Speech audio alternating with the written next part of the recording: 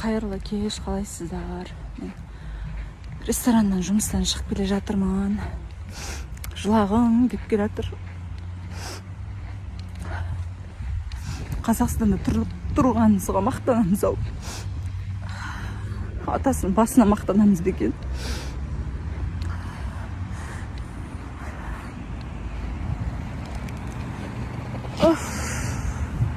Бір жарым сағат пол жүру.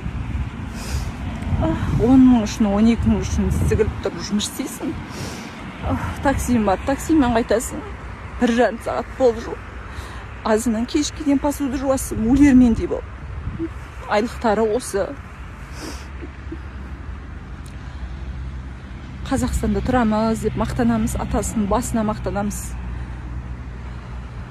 Қаңғырып жүрісіміз мынау.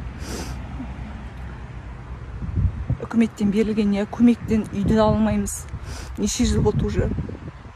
Молодая семья деп мемлекеттік бағдарлама шықты. Мемлекеттікте жұмыс істедік. Қайта тапсырдық, 3 рет барып. Зарплата жетпейді дейді.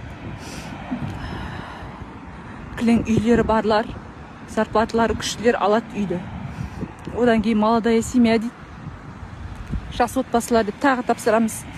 Тағы да алмайды. Солай көп балалы боламыз, декретке шығып. Көп балалымен тағы бағдарлама шығады. Оған да алмайды.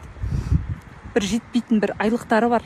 Аспа деген бағдарламасы бар. Оған тапсырайық тек 10 мың теңге жолдасының зарплатын асыр жібереді. Ай, Қазақстан ай, Қазақстан ай. Тек үндемеңдер, тыныш. Осығанда шүкір деп әбден басып саған ғой бізді. Отырмыз, өзімізге тиесілі үйді де ала алмаймыз, қаңғырып.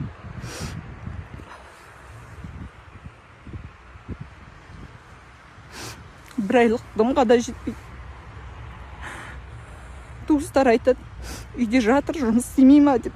Балдарды кім қарайды, жетті бала шағаны. Жазда істедім жұмысты. Күйеуім отпускеге шыққанда істедім. Балам деген үйді өртей жаздады. Кім білет, мысалы, соны.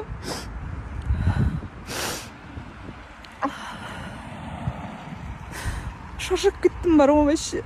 Қол жетіспеушілік. Шүкір дейміз, қажаңы шүкір дейміз.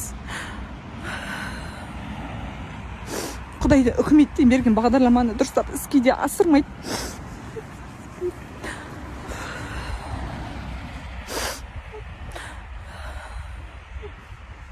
Үйге салған ақшамызды баламыз ауру болып туылып, оған кетті. Еміне кім біліп жатыр?